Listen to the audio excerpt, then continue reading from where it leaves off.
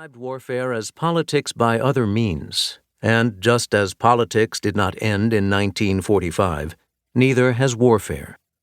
Indeed, conflict has continued at least somewhere on the globe every year since the end of the Second World War. The 20th century was the most brutal of all the many centuries of human existence. It is estimated that more people had already perished violently in the first half of the 20th century than in all the previous centuries put together.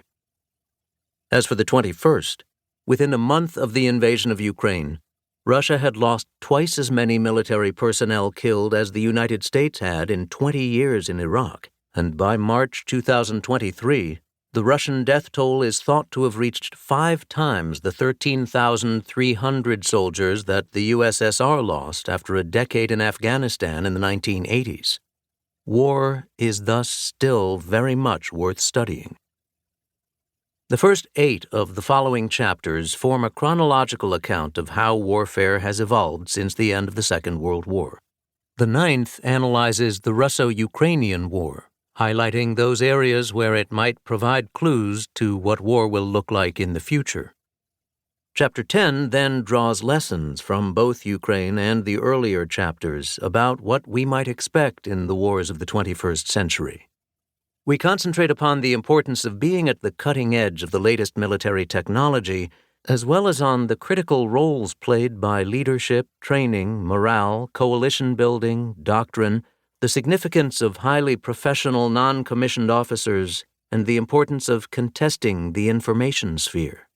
Strategic concepts have evolved faster since the Second World War than at any comparable period in history. A commander in that war was essentially using the same structures, corps, divisions, regiments, battalions, that Napoleon had employed in the early 19th century, albeit with the addition of much greater mobility, artillery, and other indirect fire and air power. Since then, however, warfare has evolved at a dizzying pace, particularly over the past 2 decades, and this book delineates how and why crucial changes have taken place, as well as the dramatic developments we can expect in the coming decades. Unlike any previous works on the subject, it has been written through the collaboration of a renowned battlefield commander and an established military historian, who have each brought to bear their different expertise and viewpoints. In the aftermath of the Russian invasion of Ukraine, we recognized that there was very little literature that places that struggle in its military history context, despite the avalanche of often excellent works on its political, economic, and geostrategic contexts. In a world that has expensively and painstakingly developed precision weaponry and smart bombs, the Russians deliberately chose to revert to a brutal Second World War and, in parts of the Donbass, First World War style of fighting. With military strategy and tactics evolving hugely since 1945, where each conflict teaches lessons for the next in multifarious ways that we show in the following chapters, what can explain Russia's decision to fight a throwback war reminiscent of the Great Patriotic War, only this time with Russia as the aggressor rather than the victim?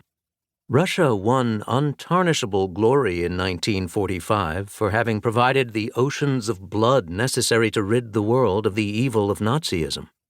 For every 5 soldiers killed fighting Nazi Germany on the battlefields of the Second World War, 4 died on the Eastern Front.